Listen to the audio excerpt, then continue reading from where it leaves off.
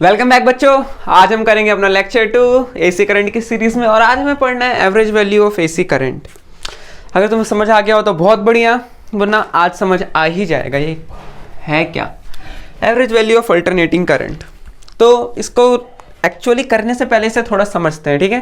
और जिन्हें direct solution देखना है तुम स्किप कर सकते हो फॉरवर्ड अप्रॉक्सीमेटली 3 to 4 मिनट्स आगे, और मैं अभी नीचे लिखा हुआ आ जाएगा कितना स्किप करना है। ऑलराइट, तो जिन्हें समझना है लेट्स स्टार्ट। तो देखो average value of alternating current, जो हमारा जो करंट है अल्टरनेटिंग करंट, ये टाइम के साथ वेरी कर रहा है, ठीक है। इसका हमारा जो है डायग्राम वो कुछ ऐसा था, याद होगा तो। हाँ, ये थी इसकी मैक्सिमम वैल्यू आई नॉट और ये था जो करंट है हमारा आई ए सी जो वेरी कर रहा है, ठीक है। तो ये जीरो टाइम, ये मेरा टाइम पीरियड का हाफ टी और ये टी, ठीक है। ये फॉरवर्ड होता जा रहा है, आगे चलता जा रहा है, वो कोई दिक्कत नहीं है, ठीक है। तो देखो भाई, मुझे एवरेज क्यों निकालना पड़ा।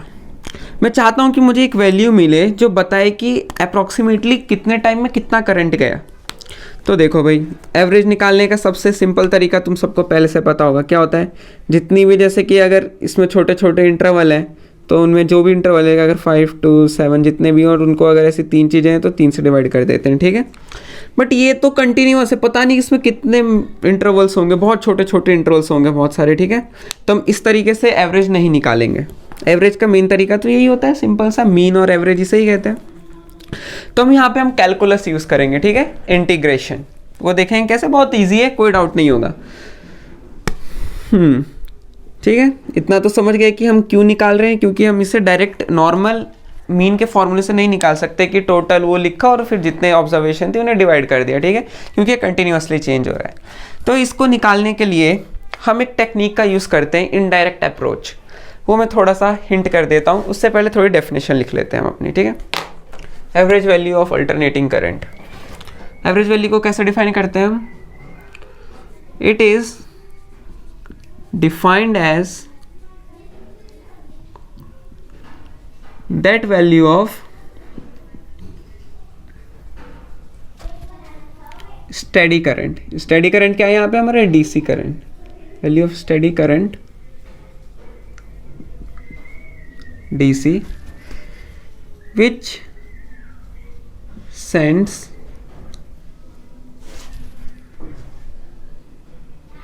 same amount of charge, it sends same amount of charge in the circuit as it is sended by alternating current in the same circuit in time t/2। t/2 क्यों लिया, हम हाफ टाइम पीरियड क्यों ले रहे हैं, इसका भी एक लॉजिक बता देता हूँ सिंपली। देखो भाई, ये हमारा अल्टरनेटिंग करंट है, t/2 यहाँ तक है, ये हाफ साइकिल है, ठीक है, इतना, ये पूरी सेम डायरेक्शन में पॉजिटिव। और ये क्या है, t/2 से t, ये सेकंड क्या बोलते हैं, हाफ साइकिल है, लेकिन ये पूरी पोलरिटी क्या है इसकी, नेगेटिव। तो देखो भाई, हाफ साइकिल के लिए तो एवरेज इतने का निकलेगा, लेकिन फुल साइकिल के लिए एवरेज यहाँ से यहाँ तक का एवरेज। तो तुम देख सकते हो यहाँ की जो क्वांटिटी आएगी, कुछ मान लेते हैं Q, मतलब जो ये पूरा आई है, ये आई आ गया, ठीक है, I प्लस और ये I माइनस।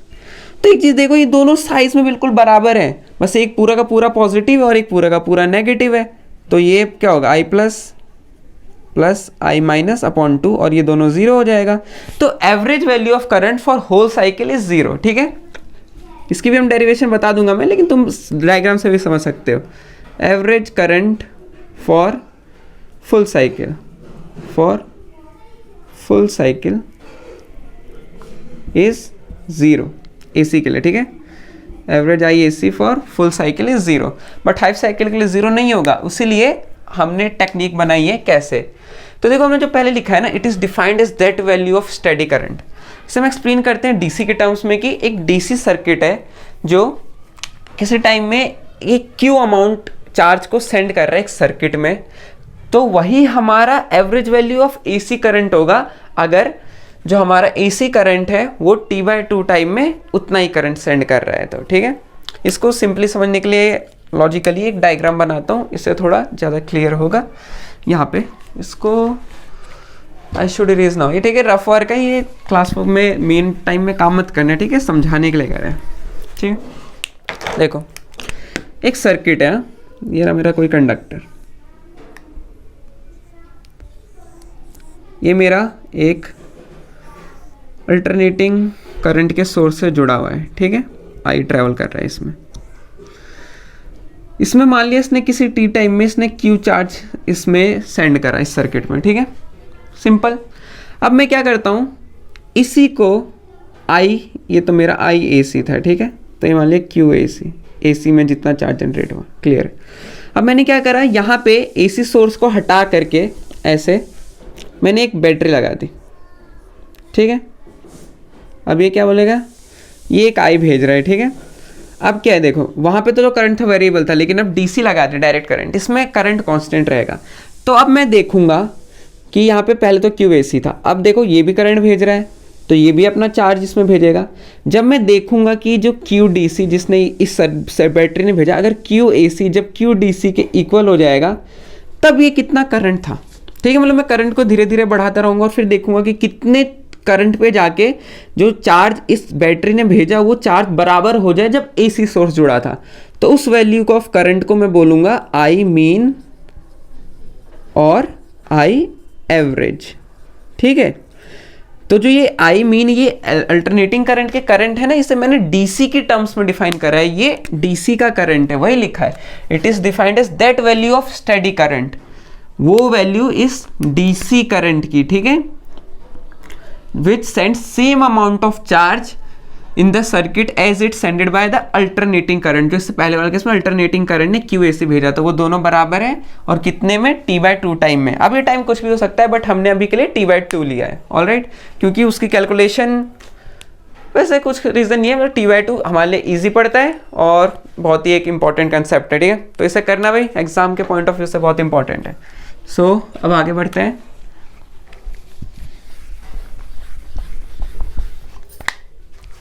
रुक के, ठीक है, कंसेप्ट समझ गए ना, बिल्कुल।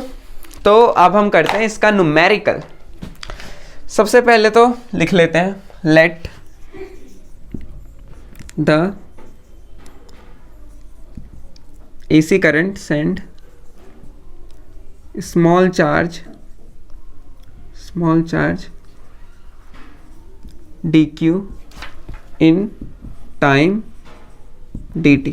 ठीक है, dq चार्ज dt टाइम में भेजा, सिंपल सा। अब तुम्हें पता है क्या, बगल में लिख देता हूँ पहले, तुम्हें पता है आई क्या होता है, dq/dt ही होता है। क्लियर है कि कितना चार्ज ट्रेवल करा कितने टाइम में। ठीक है, उसे हम करंट कहते हैं, पता है ना, आई इतना तो पता ही होगा, आई इक्वल टू dq/dt, और नहीं पता तो देख लो, सिंपल सा। तो मान लिया कि एसी सर्किट ने एक छोटा सा चार्ज dq भेजा dt टाइम में। ठीक है, तो मैं इसे क्या लिख सकता हूँ, dq equal to I d t लिख सकता हूँ। देखो dq equal to I d t, ठीक है, कोई दिक्कत नहीं है। अब बट अल्टरनेटिंग करंट में हमारे पास क्या होता है, आई की वैल्यू क्या होती है, but I equal to I naught sine omega t, you know it. ठीक है, तो मैं वहाँ पे सब्स्टिट्यूट कर देता हूँ, क्या हो जाएगा, D Q equal to I की जगह ये I naught sine omega T D T. Clear है, अब मैं इसे बोथ साइड इंटीग्रेट करूँगा। ठीक है, इंटीग्रेटिंग बोथ साइड्स। अब इंटीग्रेटिंग बोथ साइड्स करके क्या मिलेगा, देखो डी क्यू को 0 to q इंटीग्रेट करा। ठीक है, छोटा चार्ज था, बाद में कुछ ज़्यादा चार्ज हो जाएगा q। अब मैंने इधर भी इंटीग्रेट करा, देखो ये dt की रिस्पेक्ट में इंटीग्रेट होगा। ठीक है, तो ये 0 to, मैं हाफ टाइम पीरियड के लिए 0 to t/2 इंटीग्रेट कर रहा हूँ, किसको, इसको, I naught sine omega T D T. Clear है, हम लेफ्ट साइड का स्पेस यूज करते हैं।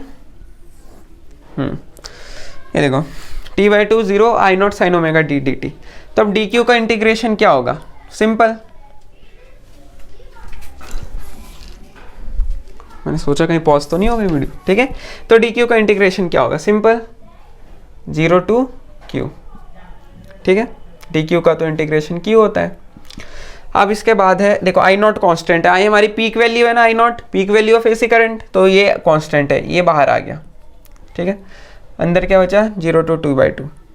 अब देखो भाई 0 टू टी बाई टू, अंदर क्या बचा था sign omega T D T. तो इसका इंटीग्रेशन क्या होता है वो जानने वाली चीज़ है ना। चलो इधर मैं छोटा सा बताता हूँ तुम्हें, थोड़ा सा आइडिया देता हूँ। देखो जो साइन थीटा का जो तुम्हारा इंटीग्रेशन होता है ना, वो क्या होता है तुम्हारा, बोलो बोलो बोलो, कॉस थीटा, बट प्लस का नहीं, माइनस का। साइन थीटा का डिफरेंशिएशन कॉस थीटा होता है, but integration minus cos theta, ठीक है। बट यहाँ पर हमारे पास क्या है साइन ओमेगा टी, तो इसका क्या होगा cos minus cos omega T, but एक चीज़ याद रखना अपॉन में ओमेगा। जैसे अगर डिफरेंशिएट करते हैं तो sine omega cos omega T into omega होता है ना चेन रूल से, वैसे इसका क्या होता है जो ओमेगा टी है उसका डिफरेंशिएशन होता है नीचे, ठीक है। तो या फिर सिंपली सोचो ओमेगा है वो नीचे आ जाएगा ओमेगा टी के लिए, ठीक है। तो देखो 0 टू टी बाई टू है, ये सिंपल इंटीग्रेशन है, इतना स्टेप रखा याद रखो। साइन ओमेगा टी का इंटीग्रेशन क्या होगा minus cos omega T upon omega, clear है। तो यहाँ पे हमने लिखा अपना क्या minus cos omega T upon omega, और ये 0 टू क्यू, ये देखो final value minus initial value हो जाएगा तुम्हारा, सिंपल। और क्या, तो ये क्या बनेगा यहाँ पे क्यू, और यहाँ पे आई नॉट। अब देखो अब ये क्या बोलते हैं, ये जो है वैल्यू इसको क्या बोलते हैं माइनस, मैंने बाहर भेज दिया, ठीक है। ये जो minus cos omega T minus भेज दिया, और ये ओमेगा ये एंगुलर फ्रीक्वेंसी ये भी कांस्टेंट है, तो इससे भी बाहर भेज दिया, कांस्टेंट है। अंदर क्या बचा सिर्फ 0 to T by two cos omega t, ठीक है। अब वैल्यू सब्सटीट्यूट करते हैं उसकी भी सेम यहाँ पे minus I not upon omega. अब मैं यहाँ वैल्यू सब्सटीट्यूट करी मैंने टी के लिए, पहले फाइनल माइनस इनिशियल करते हैं, तो क्या होगा ये देखो कॉस ओमेगा टी की जगह T by to minus final value, ठीक है, कॉस टी की जगह 0, तो कॉस ओमेगा इंटू 0, ठीक है, डॉट मतलब इंटू। तो जो तुम्हारा क्यू है वो हो गया तुम्हारा minus I not upon omega. अब यहाँ देखो ये ओमेगा टी बाई टू है ना, एक फॉर्मूला याद है क्या ओमेगा क्या होता है, यहाँ देखो दिख रहा है ना ये रफ वर्क। तो तुम्हारा ओमेगा क्या होता है एंगुलर फ्रीक्वेंसी होती है 2 पाई एफ, हाँ, और इसे हम यहाँ क्या लिख सकते हैं 2 पाई बाय टी, ये दोनों ओमेगा के फॉर्मूला होता है, ठीक है। तो अब मैं ओमेगा की जगह 2 पाई बाय टी लिखूंगा यहाँ पे, ठीक है। ये जो ओमेगा है कॉस ओमेगा की जगह क्या लिख दिया 2 pi by T, 2 pi by T into ये जो टी बाई टू था, तो ये देखो 2 से 2 कटेगा, टी से टी कटेगा, और ये माइनस कॉस ओमेगा 0, तो ये तो कॉस 0 हो जाएगा तुम्हारा, ठीक है। अब इधर तुम्हारा जो Q है minus I not upon omega. अब देखो यहाँ पे क्या बचा, सिर्फ कॉस पाई बचा है, कॉस पाई माइनस कॉस 0 कितना होता है, कॉस 0 1 होता है, तो -1 हो जाएगा। अब जो तुम्हारा कॉस पाई होता है वो भी -1 होता है, ऑल राइट। तो तुम्हारा ये Q है minus I not upon omega, cos pi भी तुम्हारा -1 होता है और ये भी -1, ठीक है। तो -1 कितना हो जाएगा -2, यहीं पे लिख देता हूँ स्टेप बचाते, ये तुम्हारा हो गया -2, ठीक है। तो जो तुम्हारा Q है ये दिख भी रहा है यहाँ पे, वरना ऊपर कर देता हूँ, ठीक है। लेट मी इरेज इट,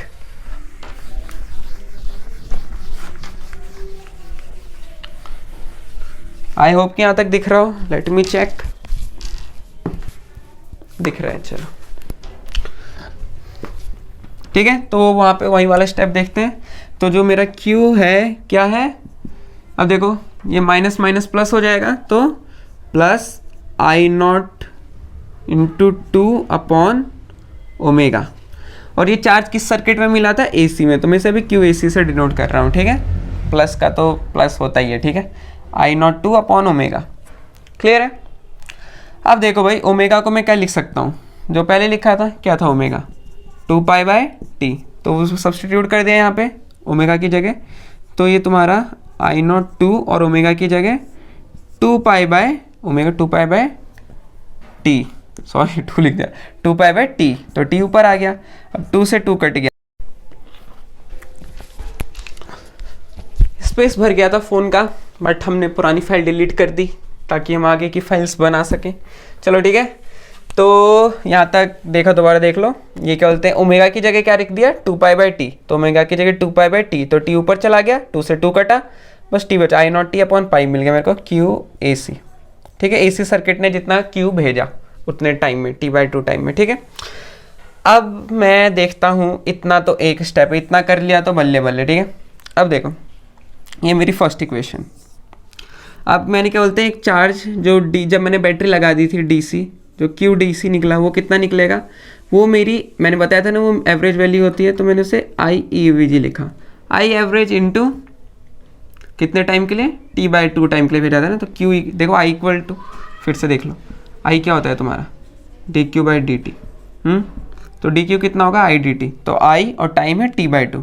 ठीक है, तो ये रख दिया, तो ये आ गया तुम्हारा सेकंड इक्वेशन। तो अब देख लो, जो डेफिनेशन लिखी है, it is defined as that value of steady current, ठीक है, which sends the same amount of charge in the circuit as it is sent by alternating current। तो by definition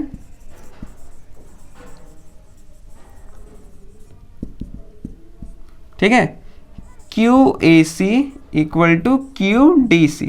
ठीक है, सो मतलब जो 1 और 2 इक्वल है, तो मैंने लिख दिया इधर से। ठीक है, तो पहले इधर ही से लिख देता हूं मैं, QDC कितना है हमारा, ठीक है, QDC कितना है मेरा, I average into T by 2 equal to I A C कितना है मेरा, I naught T by pi. ठीक है, ये इक्वल है इसलिए मैंने रख दिया, मैंने क्या लिख दिया इधर, मैंने इधर क्या रखा है, क्यू डी सी और इधर क्यू ए सी, बस इसलिए करा ताकि एक स्टेप बच जाए, कुछ नहीं है। ठीक है, ये दोनों इक्वल है बाय डेफिनेशन।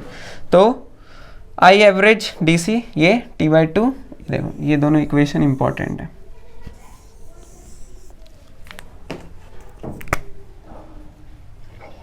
ये दो स्टेप गलत नहीं होने चाहिए। ठीक है, ये कर दिया, तो इन दोनों को इक्वल रख दिया, तो देखो टी से टी कटेगा, सिंपल। अब देखो आई एवरेज जो है वो क्या हो जाएगा, आई एवरेज जो तुम्हारा करंट है वो 2I नॉट अपॉन पाई, और यही है तुम्हारा फाइनल आंसर, मजे में।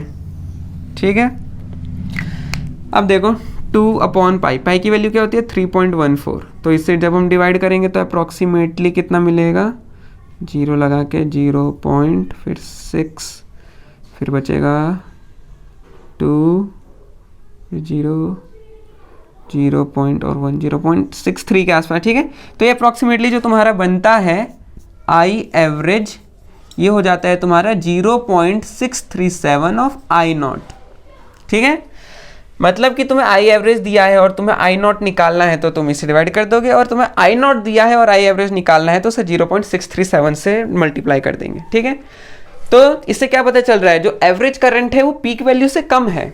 दिख रहा है ना, आई एवरेज 0.637 आई नॉट। और इसी को अगर मैं परसेंटेज में लिखना चाहूँ तो लिखते हैं। ठीक है, परसेंटेज के लिए क्या करेंगे, उसे 100 से मल्टीप्लाई कर देंगे, सिंपल। तो भाई डेरिवेशन इजी है, बस स्टेप देखोगे ना तो मजा आएगा, और मैंने कंसेप्ट तो समझा ही दिया, आ गया तो अच्छी बात है, वरना मेन डेरिवेशन ही है और डेफिनेशन। ठीक है, तो इन परसेंटेज लिख देता हूँ, इन परसेंटेज तुम्हारा क्या है, आई एवरेज है तुम्हारा, इसे 100 से मल्टीप्लाई करूंगा तो क्या मिलेगा, 63.7 आई नॉट। ठीक है, जो तुम्हारा आई एवरेज है वो 63.7 आई नॉट है, परसेंट ऑफ आई नॉट। ठीक है, सिंपल है।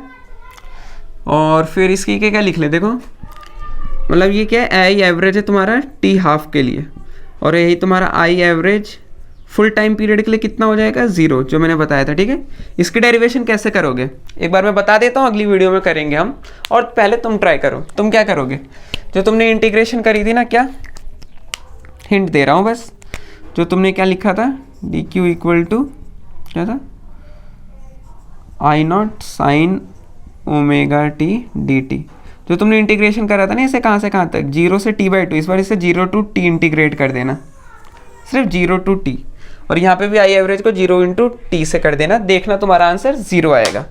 क्लियर है, अच्छे से समझ में आई बात, कोई दिक्कत नहीं है, बढ़िया। एक छोटा सा क्वेश्चन देता हूँ, करके लाना।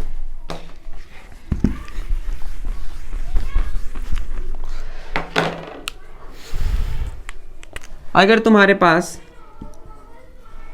आई एवरेज 220 एम्पेयर है तो आई नॉट कितना होगा, पीक वैल्यू। ठीक है, वेरी सिंपल, कमेंट में आंसर बताना, ठीक है बच्चों वाला क्वेश्चन है भाई। ऑल राइट, तो नेक्स्ट वीडियो में हम करेंगे average value of alternating EMF for half cycle, ठीक है, और फुल साइकिल की एक मैं एक्स्ट्रा वीडियो बना दूंगा, तुम खुद भी कर सकते हो लेकिन मैं बना दूंगा। ऑल राइट, तो तब तक के लिए बाय बाय, अच्छा लगा तो लाइक और सब्सक्राइब कर देना, जब मैं हूँ तो कंसेप्ट क्लियर होंगे, बाय।